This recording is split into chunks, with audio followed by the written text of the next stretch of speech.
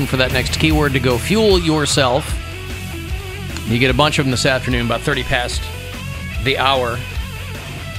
Alan, you can suck that Chicago dog up your nose. Get that salad off of my hot dog, somebody said. You know what? I will say that the Chicago hot dog, because it was... there's connective tissue between the argument over, is a hot dog a sandwich, and the Chicago hot dog, which was created during the Depression and was originally called a Depression sandwich. Hot dogs are sandwiches. Anybody that thinks they're not, it's meat between bread. I would never call a hot dog a sandwich. I don't think I have... call it a sandwich, but it is technically a sandwich. I don't have a hot dog in that fight, Bill. So, I mean, whatever people want to call it, yeah, okay, that's fine. But there are people who will plant their flag in very specifically that a hot dog is not a sandwich. By your logic, I see no problem with it. That's fine. Seems like a sandwich to me. Yeah. It's different than some sandwiches, but it's still, I mean, there's a lot of sandwiches that also use a hot dog style bun, like a hoagie or something. It's an unconventional sandwich. Yeah.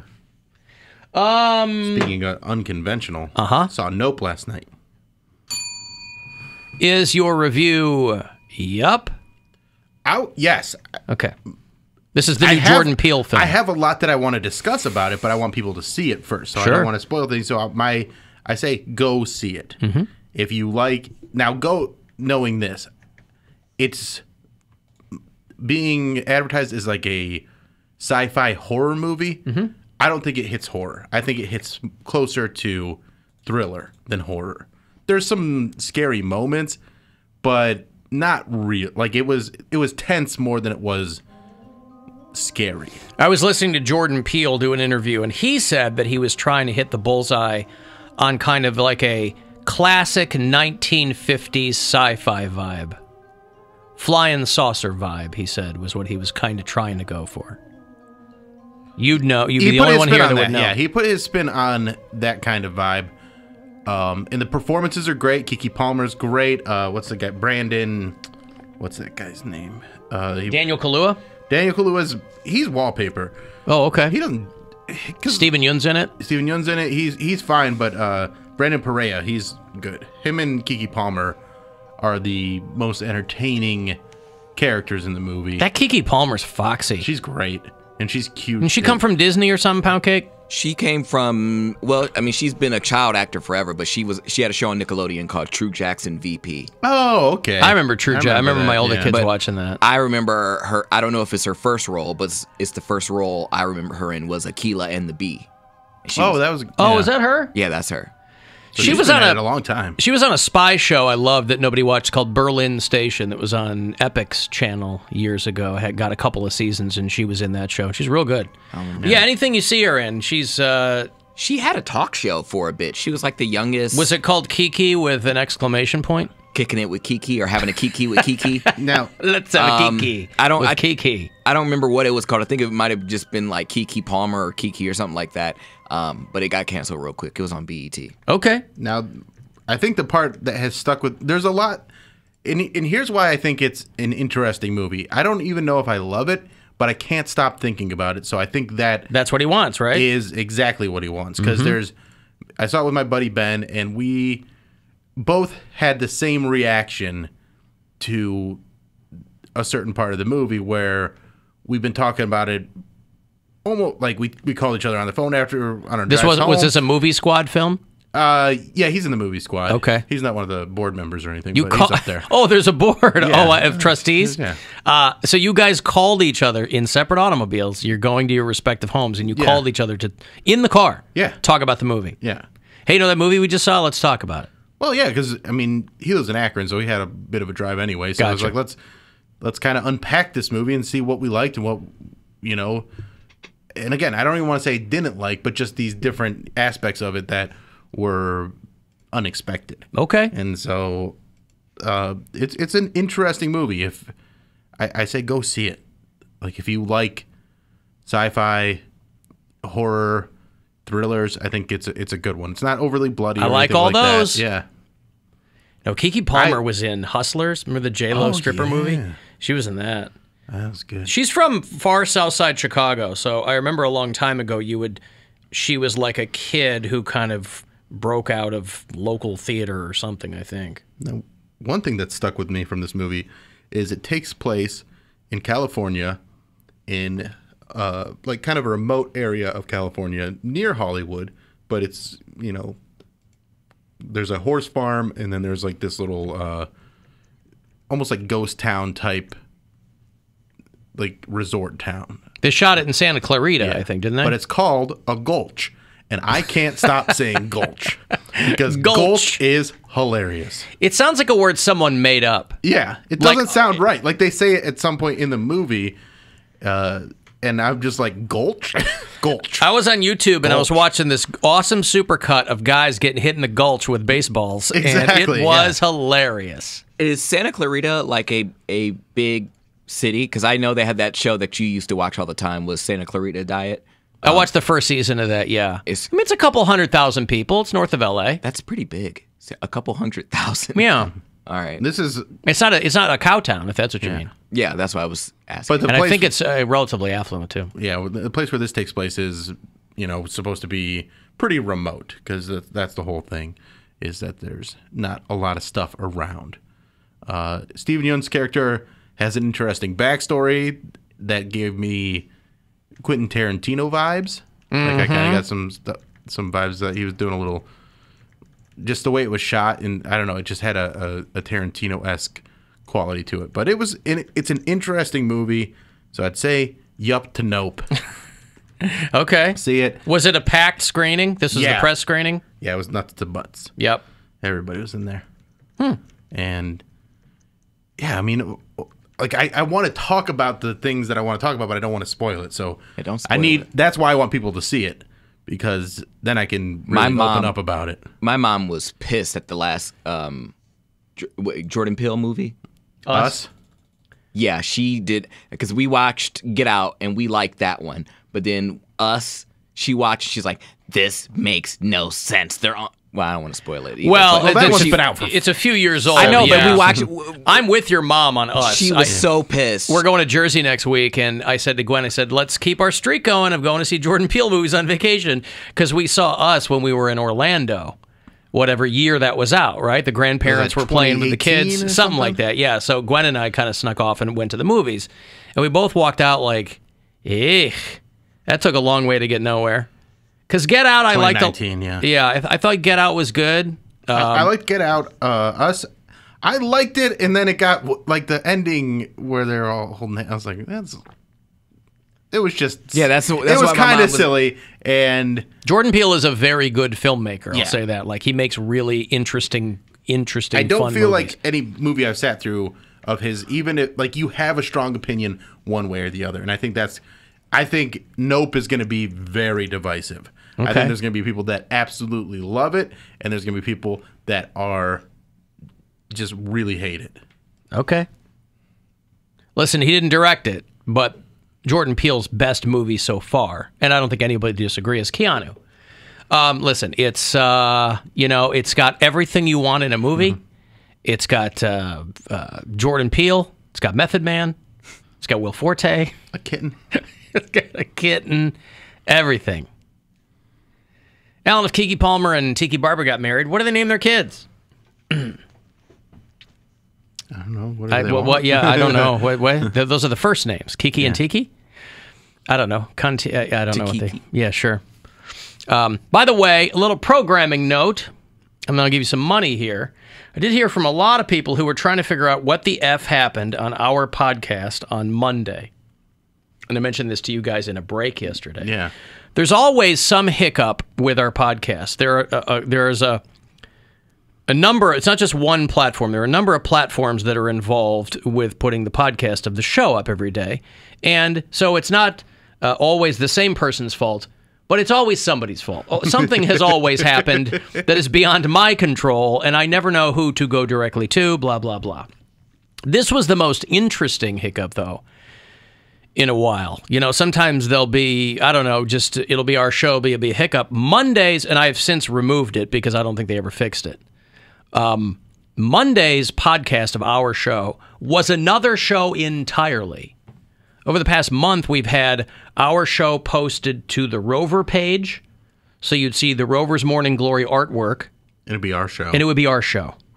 So that was one hiccup. Sometimes the podcast won't be there at all, and then I'll have to be in some email chain.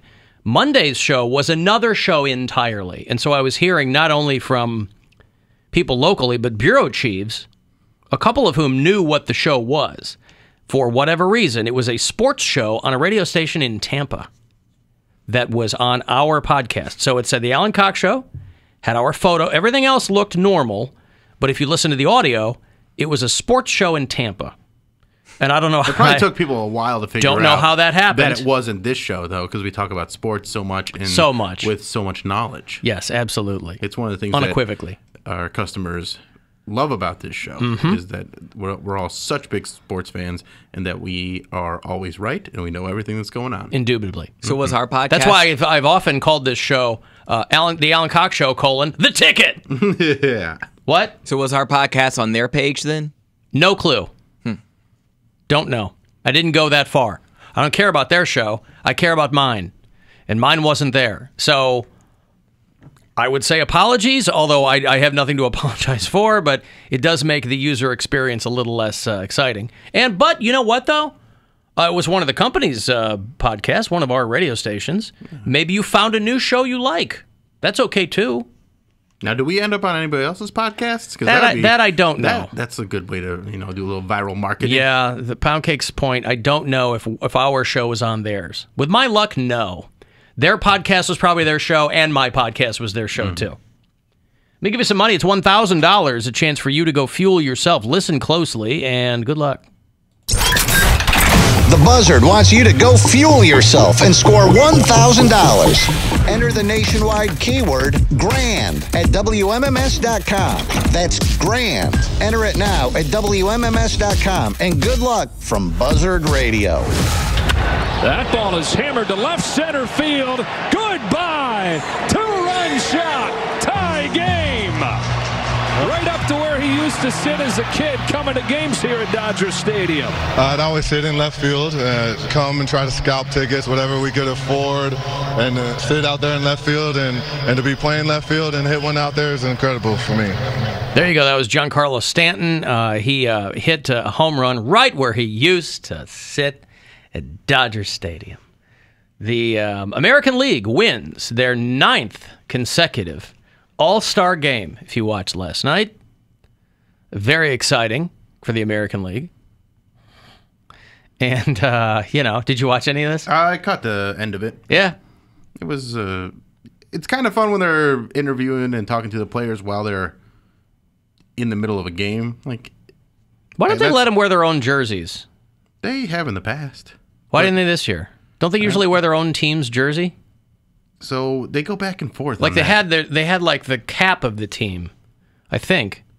I think they're trying to sell jerseys, though. Is that true? Of course. Right, but okay. Why don't they do it every year? Because they go back and forth on how they do it. Because for years it was like during the home run derby they'd wear the All-Star jerseys, and then they'd wear their actual jerseys in the All-Star game, and back and forth. So I like when they wear the All-Star jerseys. I think let's see them all. You want them to all look the same? Now, these All-Star jerseys were a little bland. They could have made them pop a little more. So I'm saying, if you're going to try to sell these, well, you're in L.A. Make them smoke. Right, and you're in L.A. Why are you using these very drab colors? Yeah. You're that's a city where you think of the beach and I don't know, you think of more vibrant colors in LA, and they just went with gray and other gray. Multiple grays. Yeah. The American League was down 2-0. They came back 3-2 as the final. So here we go. Clase's ready. His 1-2 pitch to Jay Cronenworth. Got him. Clase strikes out the side in the 9th inning. And the American League wins the All-Star Game. It was very early in the game, by the way. Andres Jimenez had what the announcers were. That was an incredible a behind the super back. fun play. It was like the bottom of the first. This happens, and Manny Machado hits one straight center, and Andres Jimenez is right out there, and he grabs it. tosses it behind his back to whoever was second, so there's out number 1, and then the other guy grabs it, throws it to first for out number 2. He threw it to the shortstop. I thought he threw it to the guy that was at second. Well, he threw it to the shortstop that was covering. I thought he was the shortstop. No, he's a second baseman, I believe. Isn't he our shortstop on the Guardians? I believe he was starting at second base. Oh, was he really? Well, I'll tell you what. Maybe a shortstop. It was a very fun play to watch. On the way to the postseason. This off the mound. Beautiful pick by Jimenez. And an absolutely ridiculous effort for 2 outs. Man, oh man, one of the best plays ever in an All-Star game defensively. Now, I know you're saying, Alan, I can't see the play just from you playing the audio. I know. Andres Jimenez, though, this guy for a while seemed to be doing nothing. And now he's having his moment. Yeah, he was playing second base yesterday. He was, okay. Yeah. Like earlier he was part of that Lindor trade, right? Like Lindor goes to the Mets and we got a bunch of guys and Jimenez was in there. Yeah, you didn't even hear this dude's name until like a couple of weeks ago, and then he's walking on water all of a sudden. He's great. I've been paying attention. I haven't. And then Class A, he threw 10 pitches, 9 of them were strikes, and that's how the game ended. And so that was pretty cool. That's a pretty impressive feat because you're not just going up against some scrubs. You're going against the best players in the league. As I understand it, you're going up against all stars. Exactly. So there were some fun moments. I didn't watch all of it, but you got some cool highlights. Does anybody know who Ben Platt is? I know who he is. Well, he sang the national anthem last night, and this is after. Apparently the dude who sang the national anthem, Sir Arthur Conan Doyle or whoever he is, sang the national anthem before the Home Run Derby. Everybody was dragging this kid. I don't know why. What about people? They said Ben Platt did a great job. I don't know who Ben Platt is. He is, excuse me. He's a theater actor. But then I think he did some TV work with Glee. He was on Glee, and he was in Pitch Perfect. I know who this guy is. That's where he got fame from. Oh, I recognize his face. He was in Dear Evan Hansen. Everybody was giving him a hard time because he's playing a high school kid. I think they also cast him in the movie. And they're like, wait a second. This guy's supposed to be in high school, and he's like clearly 32 years old. But everyone does that. It's Hollywood. No, you cast not in the movie Grease. You cast... But you can... But I never understood why they cast old people for high school, whether it's a TV show in 902 or whatever. That really did mess me up, though, because you have an entire... You have an entire nation of teenage actors to audition. But I don't know if... But you need to be able to pull it off, and sometimes it takes somebody that's a little bit more mature and knows what they are to be able to be that lead. Like I mean, that must be the thinking. It really screwed me up because I thought Lizzie McGuire, like when I was watching that show, I was 8th or maybe like 6th to 9th grade. I forget what age they take place in, but they were supposed to be like high schoolers, and I'm like, man, it really messed with my self-esteem because I'm like, I'm not as tall as Gordo from Lizzie McGuire. Like, I should be bigger than that. But they were older actors playing middle schoolers because they weren't in high school yet. They were like 8th graders. I'm like, man, these kids are big. I'm like, man, I'm not even that big, and I'm in 7th grade. Yeah. Yeah, because my older daughter was a huge fan of, she saw Dear Evan Hansen like 2 or 3 times. Oh, God, it wasn't that good. On Broadway. Okay, she liked it a lot, is what I'm saying. But then when they made a movie with the same guy, it's like, you know. They wanted to give him, because gay actors don't get that much. I'm not talking about gay or straight. The dude's almost 30 years old, and he's playing a high school kid. Yeah, but I figured... How many times do they change the role for the movie that the guy played? You know what I mean? Like a lot, but I think because he did probably so well on the theater side, they were like, we want to bring him over to the movie side. I'm sure they probably felt bad. I'm sure that was their thinking. I just wonder if that cut into the movie's success. Mm-hmm. Well, didn't that movie come out right before the pandemic or something? Or during it? Yeah, maybe. But they do that all the time. I never saw it. I don't know. That kid from Stranger Things was playing a high school student. He's almost 30 years old. Eddie, the kid with the long hair? Eddie Munson. Yeah, then they take his wig off.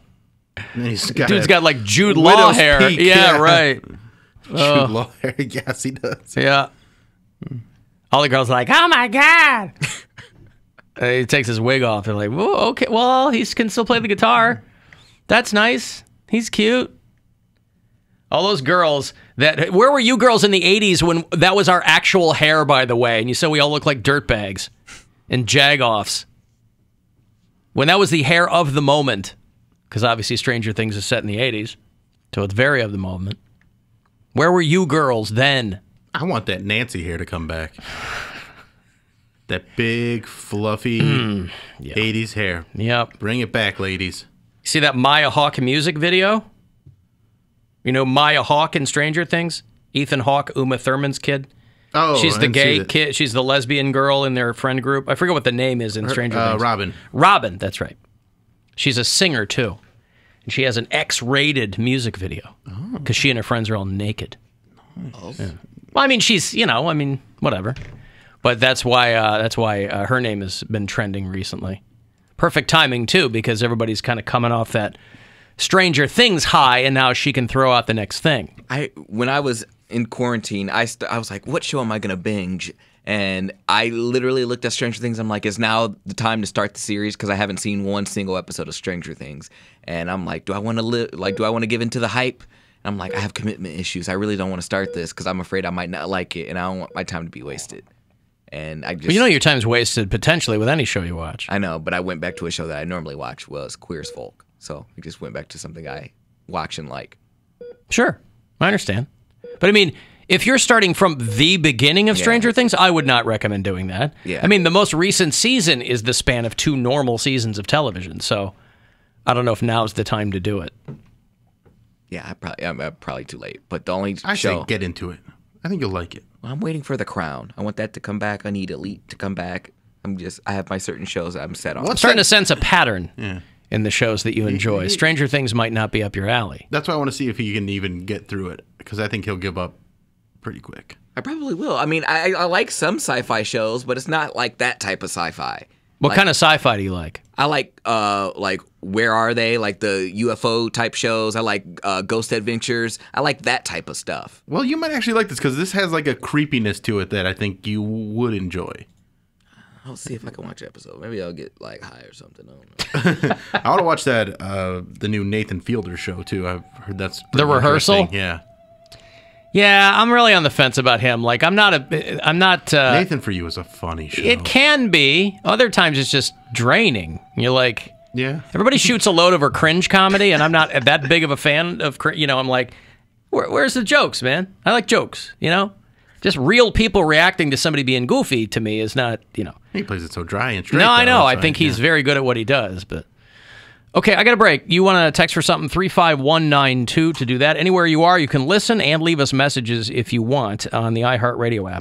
The Alan Cox Show on 100.7 WMMS.